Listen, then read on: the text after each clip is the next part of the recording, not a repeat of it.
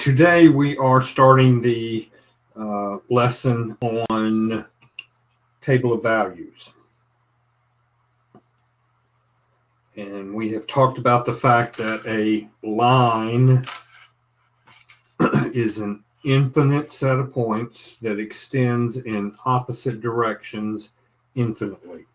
So set of points that goes forever and ever and ever and ever in both directions. We cannot list all of the points that are on this line. We can list some of them, like this right here, which is 0, -2. And we could list this point right there, which is 5, 2. But it would be difficult to determine the coordinates of,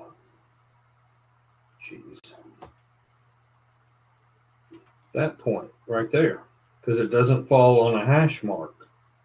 So if I needed that point right there, I would be kind of in trouble because I'd have to guess. That's kind of roughly what, -4.5. And then down to roughly -5.5. And that's rough. Okay, so infinite set of points. And some of the points we can define, some of the points it's not so easy. Okay.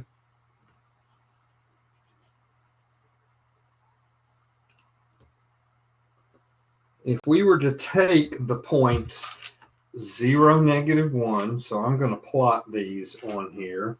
0, -1 is right there. -1, -3 is right there. 1, 1 is right there. 2, 3 is right there. And -2, -5 is right there. And if I were to ask you,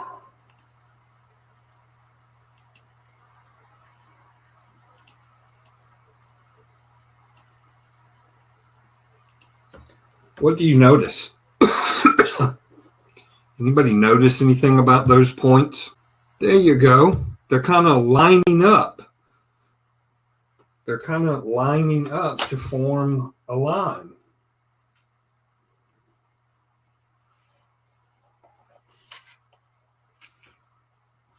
Okay.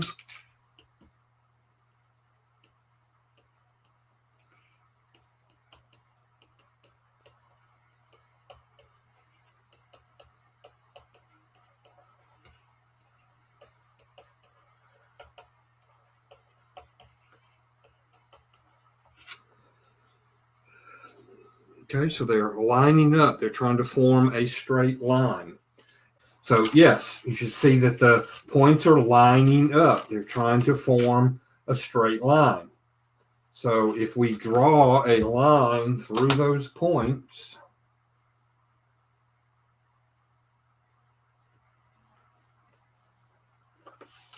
we can see that they lie on that line.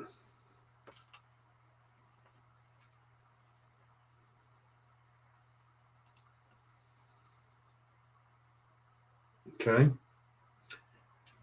But we listed 1, 2, 3, 4, 5 points.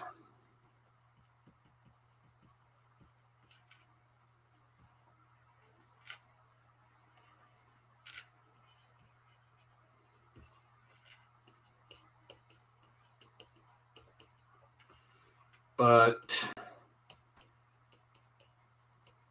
there are an infinite number of points on that line. It would not be possible to list all of them. We could not do it. Okay? We could not list all of those points. This, and it sounds kind of silly, is called the graph of the line. The graph of the line. Because we're going to be looking at lines in different ways.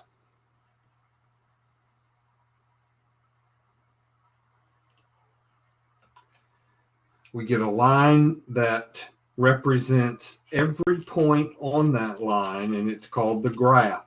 A graph is a visual model of an algebraic equation. This visual model shows all solutions or all points on that line and give you an idea of what those points are doing. I can see, because I have a straight line drawn, that these points are lining up on that line. But sometimes I need more than that. Sometimes I need to be able to talk about every point on that line without having a drawing. We don't need to have a drawing every single time for every single graph, because there is some information that is very difficult to get from the graph. We spent a long time on solving equations, maybe 2 months on solving equations, and we saw every possible type of equation. These equations had only one variable in them. Now you might say, well, this second equation has 2 variables. No, it's the same variable, but on different sides. It's only one variable in the problem. These equations have only one solution, 4. That is the only solution for this equation. If I put 4 back in for x, I will get a true statement on both sides. 2 times 4 is 8, and 8 minus 3 is 5. True statement. That is the solution to that equation. No other number will make both sides of this true. No other number will make both sides true. We won't get the same number on both sides if we put in some other number other than 4. And just because we had a variable on the left and on the right, we still ended up with just one variable term finally, and the value, whatever that value of that variable is, whatever the solution is, on the other side. This has one solution. We never really graphed these because it would be kind of silly. If I said to graph x equals 4, it would be a number line, and we would put a point on the 4. Okay? If we were to graph this, we would have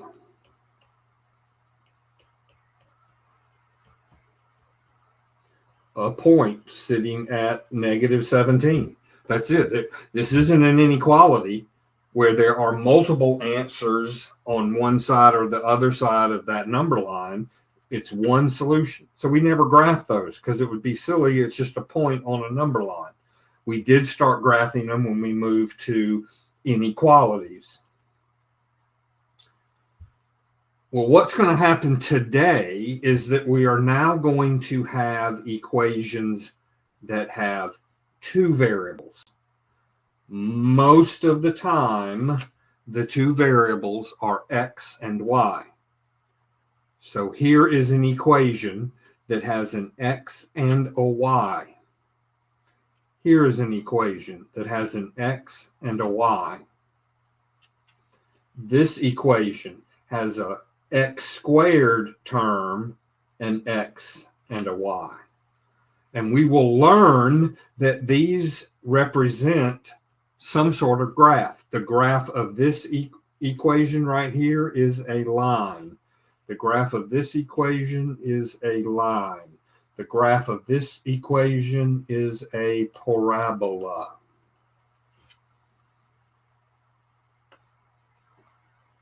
Right now, we're going to be focused on lines. The variables are to the first power.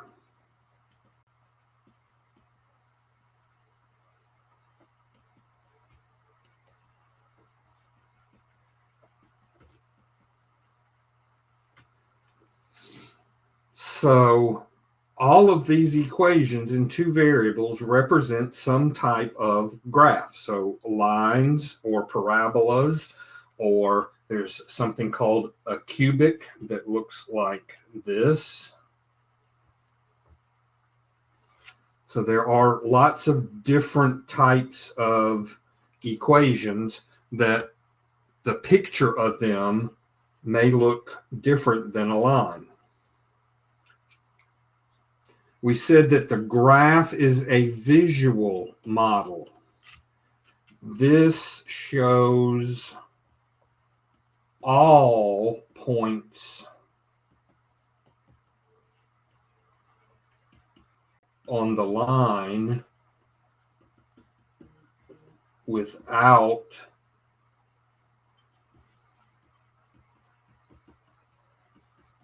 specifically naming every point. We can't list every point on that line. Can't do it. The line itself, the picture, is telling us you have an infinite number of points.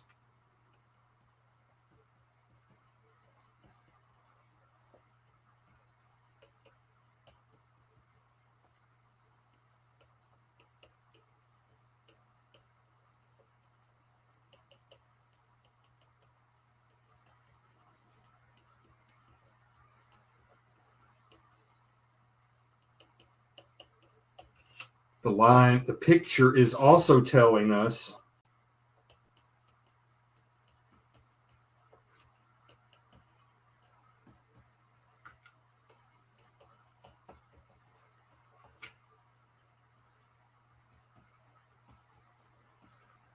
the behavior of the points.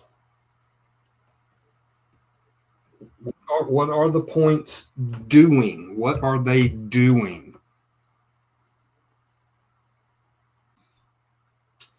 Okay, so a picture tells us the behavior. The behavior of these points are that they are lining up. This is the equation. Now, it may not look like it. It may not look like it, but this tells us every single point.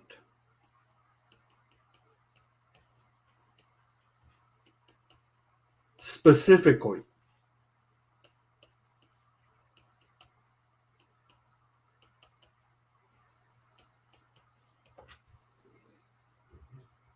here with the graph, we can't determine necessarily every single point. We can determine some of them if they land on the grid marks, but if they don't land on the grid marks, it's a guess. Here, it's not a guess. This, there is no guessing. And you'll see why in a minute. Both serve useful purposes. There are things that the picture will do for us that the equation does not. There are things the equation does for us that the picture does not.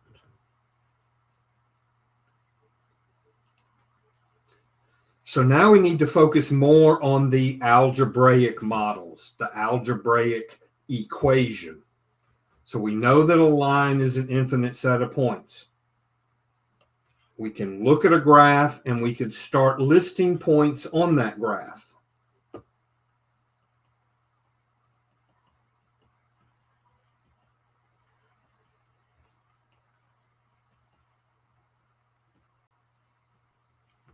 But it's not very efficient because we're only going to be able to list the points that fall on the grid marks.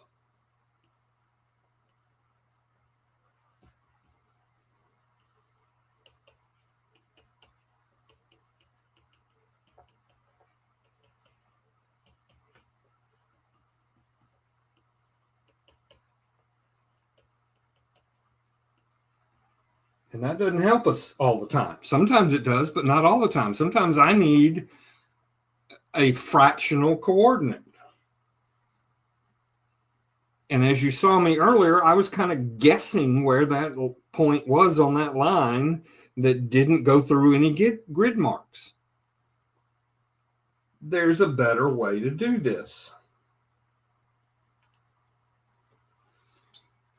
If we take the equation of the graph, we can create a list of points on that graph by picking a value for x and plugging it into the equation, evaluating, and remember the word evaluate means to calculate, to find the value of y. So we're going to stick a number in for x and find out what the y is. We will call that a table of values. So a table of values is not a table that has integrity, loyalty, honesty, courage. That's not a table of values.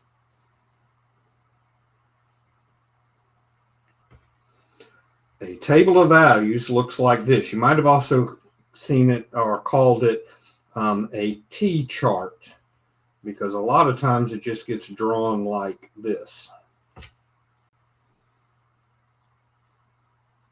So a table of values is a chart which shows a y value for every x value on the graph. The table of values gives us a list of points that lie on that graph, and it is way more accurate. I don't guess when I have the equation and the table of values. If all I have is the graph, then if the points don't fall on the grid marks, I'm SOL. I got to make something up. Okay, so what we're going to be doing today is actually creating table of values. And here is the process. We are going to pick numbers for x, any numbers we want. We can choose whatever they are. Put them in for x, evaluate this, and see what y is. Now you're going to hear me say a million times tonight, we want to pick the numbers for x that will make the least amount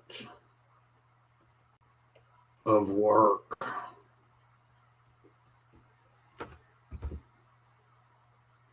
I want to pick, and you'll hear me say this, easy numbers.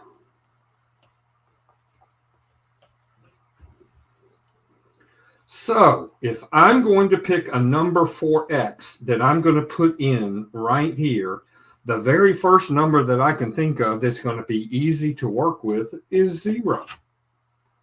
Because when I put 0 in for x, I get 2 times 0 plus 5. 2 times 0 is 0 plus 5. Y is 5. This means that the point 0, 5 is on the graph. I need to pick some more points. Well, another easy point is 1. I'm going to put 1 in for x. Y equals 2 times 1 plus 5. 2 times 1 is 2 plus 5. 2 plus 5 is 7. The point 1, 7 is on this line. If I draw a picture, these 2 points are on that picture. Another easy point to do with x would be 2. Y equals 2 times 2 plus 5. 2 times 2 is 4 plus 5. 4 plus 5 is 9. The point 2, 9 is on the picture of this graph. Now, when you're doing table of values, you should always put some positive numbers and some negative numbers. So I'm going to go the other way and go -1. Well, again, put in 2 times -1 plus 5. 2 times -1 is -2 plus 5. -2 plus 5 is +3. The point -1, 3 is on the picture of this equation. Put -2 in. Y equals 2 times -2 plus 5.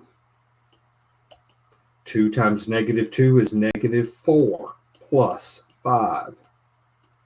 -4 plus 5 is +1. I can put any number in for x. It does not matter. I can put in 200 if I want. But when I put 200 in, I'm going to get a number out for y. 2 times 200 is 400 plus 5. And 400 plus 5 is 405. So the point 200, 405 is on this graph.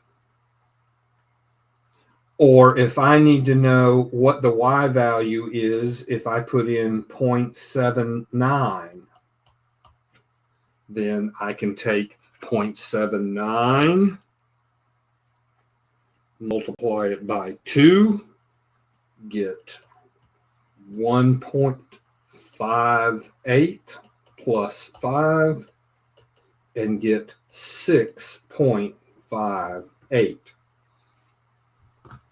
So there's no guessing here. This means that the point 0.79, 6.58 is on that graph. We're being very specific, very specific.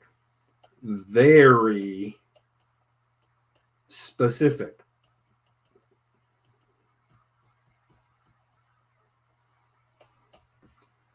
No guess. There is no guess here.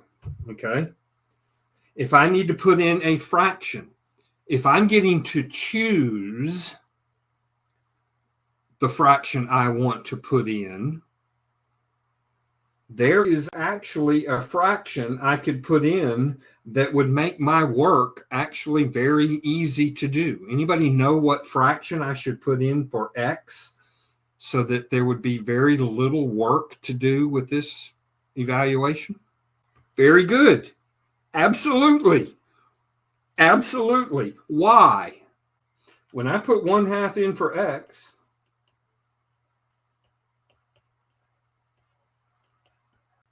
something happens right here.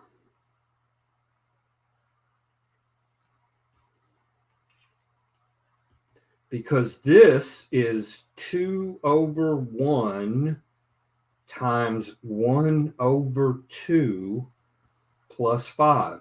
What is 2 over 1 times 1 over 2?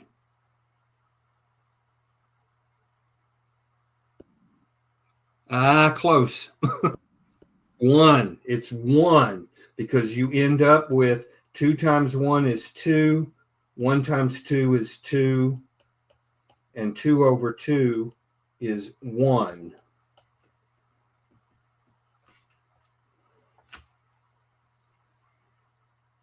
But if I had put in any other fraction, y equals 2, and I put in 3/5, then I've got to do all of this arithmetic. This becomes what? 6 over 5.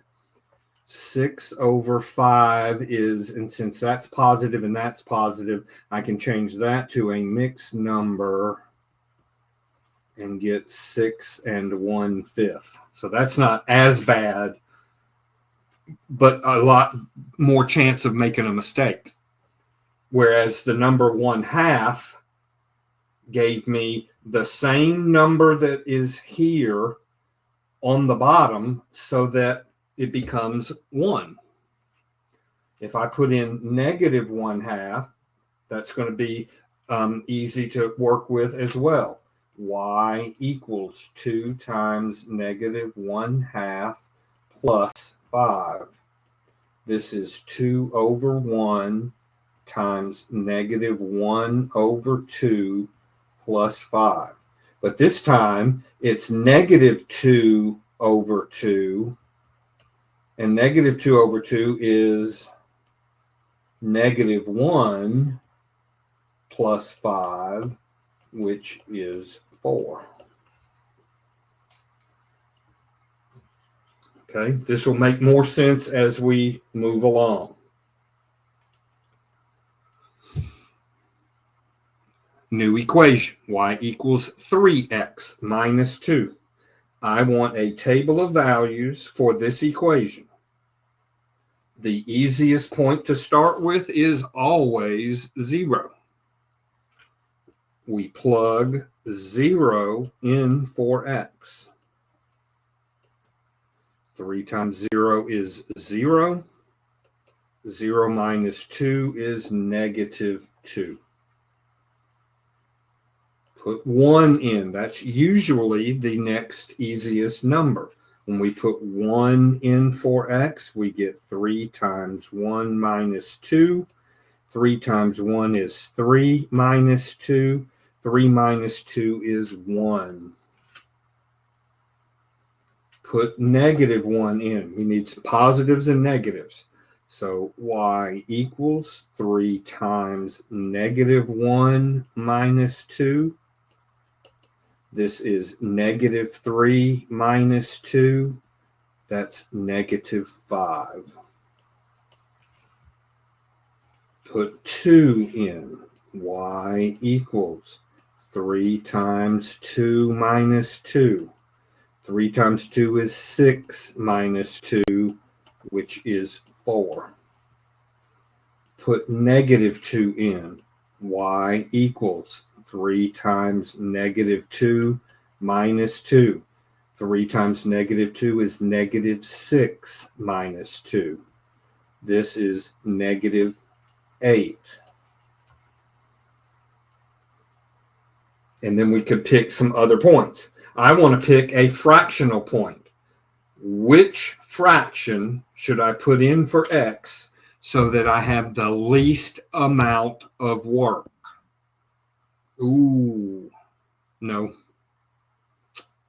No, because if you did 1/2, if we put in 1/2, here's what's going to happen. 3 times 1/2 minus 2. This is 3 over 1. So this is 3 over 2 minus 2. This becomes a mess because this is positive, this is negative. I'm going to have to get a common denominator. It's a mess. But yes, 1/3. Because there's a 3 sitting right here. Y equals 3 times 1/3 minus 2. This is 3 over 1. We get 3 over 3, or you can say these 3's divide out, which leaves us with 1 minus 2. This whole thing, this part of it, turns into 1 if I do the inverse, if I put the number in the fraction in there that's going to let me divide out the 3 and the 3. And so we get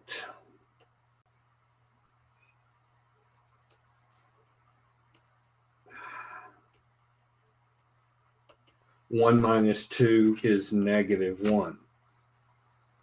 If I put -1/3 in, y equals 3 times -1/3 minus 2. This is 3 over 1. This 3 I'm writing is 3 over 1. The 3's divide out. So I'm left with -1 minus 2. -1 over 1 is -1. What we're hoping for is that this will turn into an integer. There won't be a fraction sitting there. There'll be something else, an integer sitting there that we can easily combine with this number. And so -1 minus 2 is -3. Okay, that's going to become very important in just a few minutes. Y equals -2x plus 5. I want you to complete the table of values for those 5 points. And then you can tell me y equals whatever, y equals whatever, y equals 5 of them. So you're going to tell me what the y value is for the x value being 0, 1, -1, 2, and -2. All right, let's take a look. So when we put 0 in, we get y equals -2 times 0 plus 5. This is 0 plus 5. We get 5. Put 1 in for x. Y equals -2 times 1 plus 5. This is -2 plus 5. -2 plus 5 is 3. Put -1 in. -2 times -1 plus 5. This is 2 plus 5, which is 7. Put 2 in. Y equals -2 times 2 plus 5.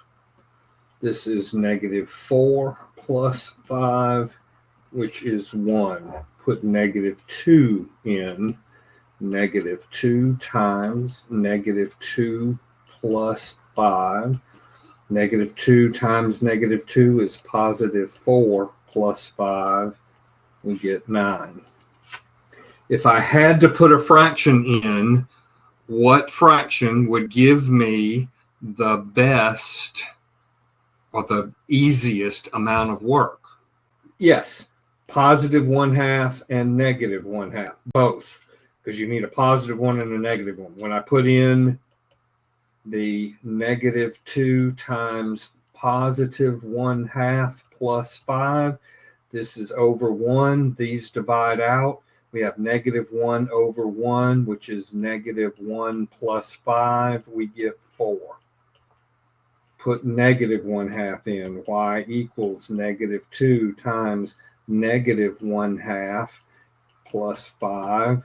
This is over 1. The -2 divides out with the, I'm going to take that negative and put it down here to divide out. 1 over 1 is 1 plus 5.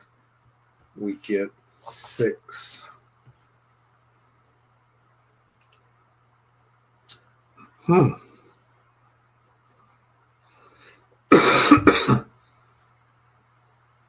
Wow. Okay, the two variables are on the same side. That doesn't change the problem.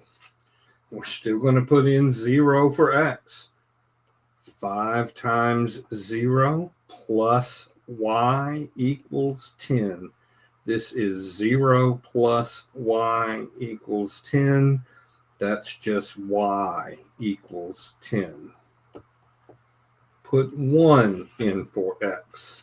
5 times 1 plus y equals 10. 5 plus y equals 10. Ooh, those are one-step equations that we used to solve back 2 months ago, 3 months ago. We got to get y by itself. This is a positive 5. I need to subtract 5 and subtract 5. Y equals 10 minus 5 is 5. Put negative 1 in. 5 times negative 1 plus y is 10. Negative 5 plus y equals 10. We got to get y by itself. The 5 is being subtracted from the y because of the minus sign in front. The opposite is to add 5.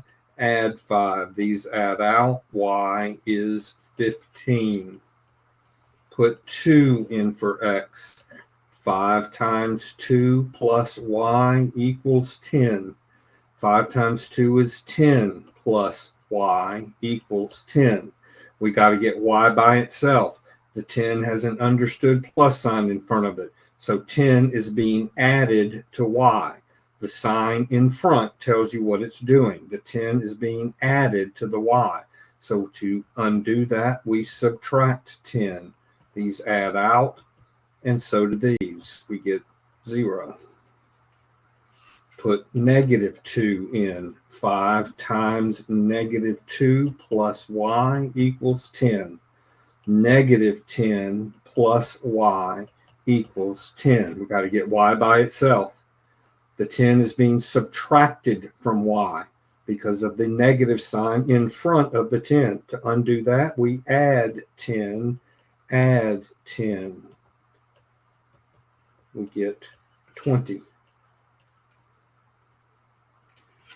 Now, if I needed to put a fraction in, what would be the best fraction that's going to give me the easiest amount of work? Very good. Yes, I think y'all are getting this. 1/5, because the 5s are going to divide out. So 5 times 1/5 plus y equals 10. This is 5 over 1 times 1/5 is 1 plus y equals 10. This is positive, so we're going to subtract 1, y is 9. 5 times negative 1/5 plus y equals 10. This is over 1. 5s divide out. Negative 1 over 1 is negative 1 plus y equals 10. The 1's being subtracted. We undo it by adding 1. Y is 11. I don't know if you notice, but I certainly notice that in this one problem, almost, with the exception of exponents, almost every single thing we have learned how to do is right back here in one of our problems. Everything we do will come back somewhere, sometime, somehow. And that's why I keep telling you that, well, if you kind of don't get it this time, it's going to come around again. We're going to be using it again and again and again, and it's just going to keep coming back and coming back and coming back.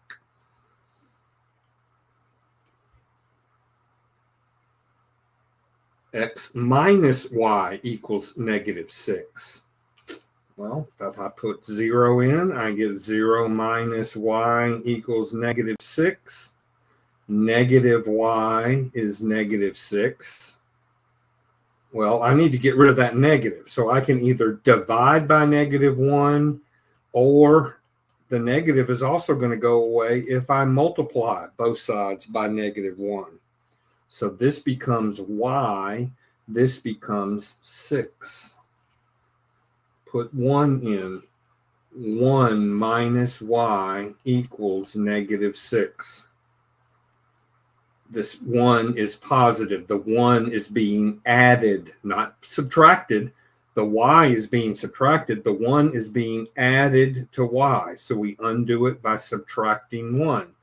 These add out. We're left with negative y equals negative 7. Multiply by negative 1. Multiply by negative 1. Y is positive 7. Put negative 1 in. Negative 1 minus y equals negative 6. This 1 is being subtracted from y. We undo that by adding 1. These add out. Negative y equals negative 5. Multiply by negative 1. Y equals positive 5. Put in 2. 2 minus y equals negative 6. So this 2 is positive, so we're going to need to subtract 2 and subtract 2. Negative y is negative 8. So multiply by negative 1.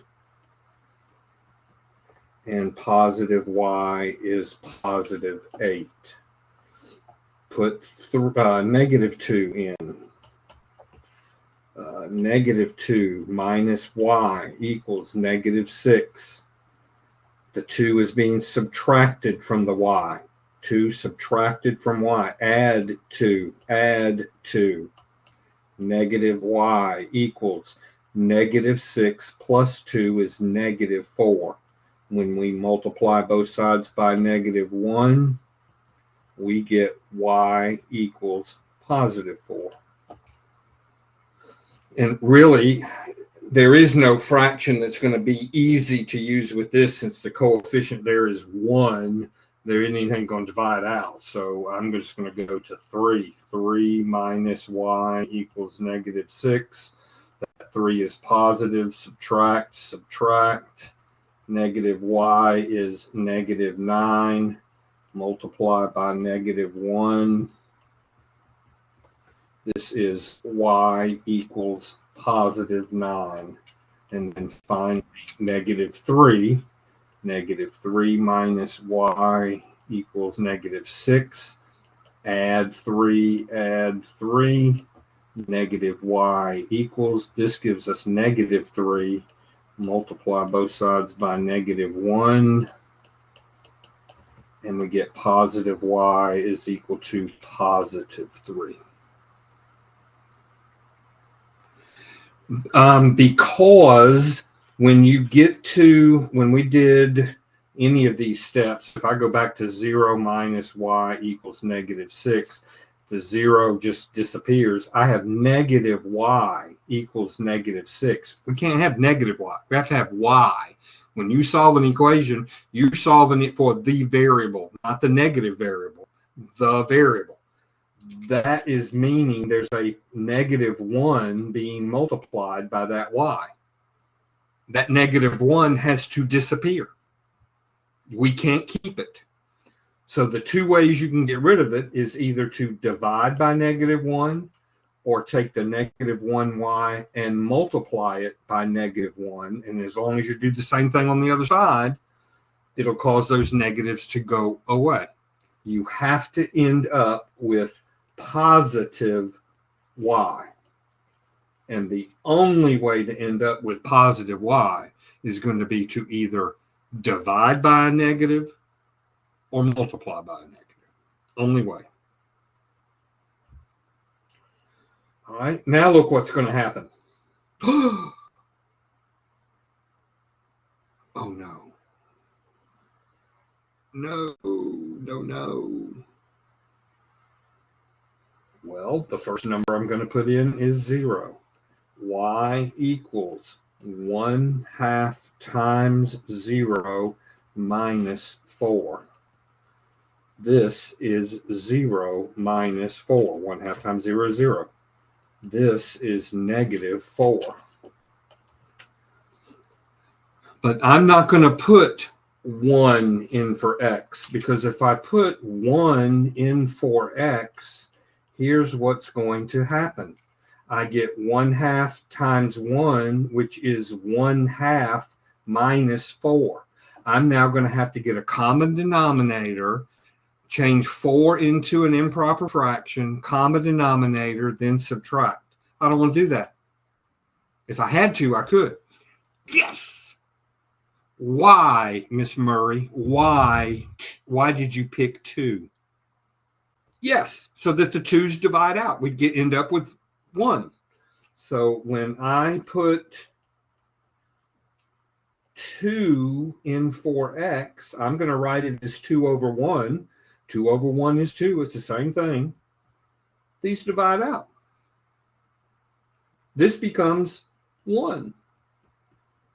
Well, I don't know about you, but that's a whole lot easier than all that mess right up there. So if we put positive 2 in, we should put negative 2 in. Y equals 1/2 times negative 2 over 1 minus 4. 2's divide out. I have negative 1 over 1, which is negative 1. This becomes negative 1. 1 times, that's dividing out, that we're left with a negative 1. 1 times negative 1 is negative 1. 1 times 2 is 1. 1 times 1 is 1. Negative 1 over 1 is negative 1. This becomes negative 5. What would be the next easiest number to plug in? Yes! I'm so happy. I'm so happy. Yes, 4. The reason is when we put in 4, that 2 in the denominator is going to go away. 2 goes into 4 2 times. 1 times 2 is 2. 1 times 1 is 1. This becomes 2. So 2 minus 4 is negative 2. If we put positive 4 in, we need to put negative 4 in. Y equals 1/2 times negative 4 over 1 minus 4. 2 goes into negative 4, negative 2 times. 1 times negative 2, 1 times 1, this turns into negative 2. Negative 2 over 1. This is negative 6. What is the next easiest number to put in for x? Yes. 6 and negative 6, because again, that's going to allow that 2 to divide out of the denominator, which means we don't have a fraction anymore. Put 6 in. 2 goes into 2 once. 2 goes into 6 3 times. 3 over 1. 1 over 3 over 1 times 1 is 1 is 3. 3 minus 4, negative 1. Y equals 1/2 times negative 6 over 1 minus 4. 2 goes into 2 once. 2 goes into negative 6, negative 3 times. Negative 3 over 1 is negative 3. Negative 7.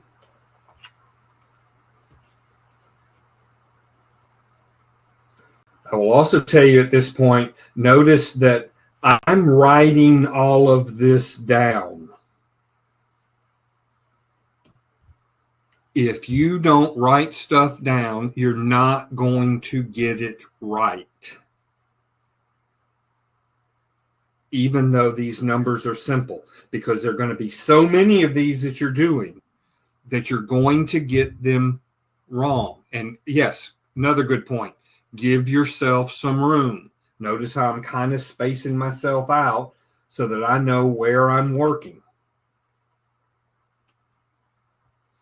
What's the first number I should put in for x? That you always put in for x. Right. Good. So y equals 2/3 times 0 plus 1. 2/3 times 0 is 0. What is the next number that is going to make this easier to work? If we put 1 in, you're going to have y equals 2/3 times 1 plus 1. This is then 2/3 plus 1. You got all that fraction mess. And yes, 6 will work, but the first easiest one is going to be 3. Because then the 3's are going to divide out. I don't care about the 2 up there at the top. I'm caring about getting rid of this 3. So y equals 2/3 times 3/1 plus 1. 3's divide out. In there once, in there once. 2 times 1, 1 times 1. 2/1 is 2. Look how much easier that is. Put -3 in. Y equals 2/3 times -3/1 plus 1. 3 goes into 3 once. 3 goes into -3 -1 times. 2 times -1 on the top, 1 on the bottom. We get -2 plus 1. -2 plus 1 is -1. What's the next number we should put in for x? 6. Absolutely. Y equals 2/3 times 6/1 plus 1. We're picking multiples of whatever the denominator is. So the first multiple of 3 is 3. The second multiple of 3 is 6. Because 3 will go into 6 2 times. And now I don't have this pesky fraction mess. 2 times 2 is 4 plus 1, 5. So 6, 5, -6. Y equals 2/3 times -6/1. That's getting really messy. That's a 3. Plus 1. Oops. Let me clean that up a little bit. I found out how to use my eraser, so I'm going to do it.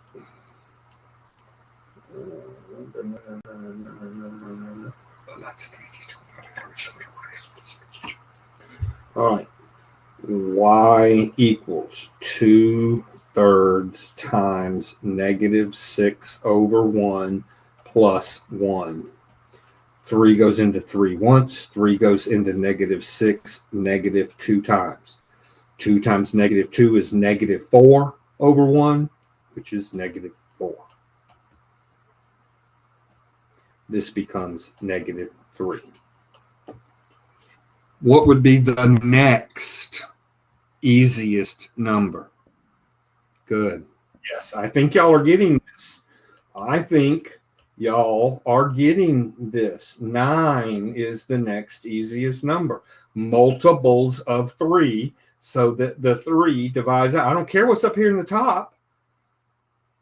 That doesn't matter. It's what's down here in the bottom. Multiples of 3. 3 goes into 3 once. 3 goes into 9 3 times. Oh, and we left out the plus 1. 2 times 3 is 6/1. 6/1 is 6. Man, that's so much easier than all of this mess. -9.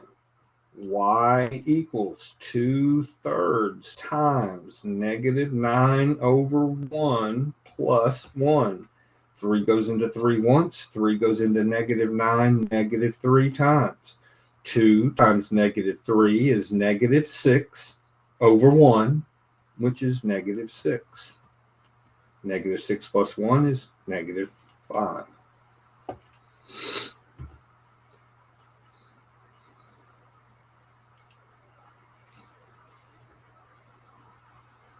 Huh.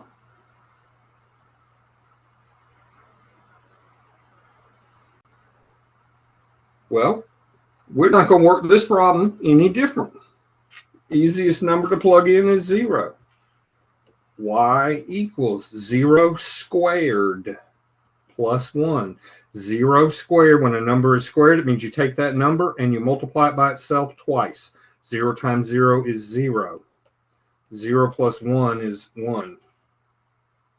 Put 1 in. Y equals 1 squared plus 1. 1 times 1 is 1. Plus 1 is 2.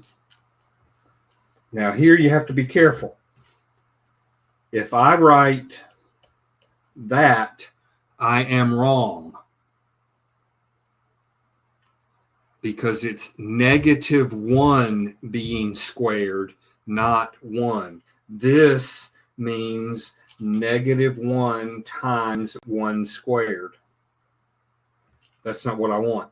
I want to square all of -1. -1 being squared. So this and this are different. Those of you that were with me when we were doing exponents, you remember we had a big long talk about that stupid negative sign is going to catch us every time.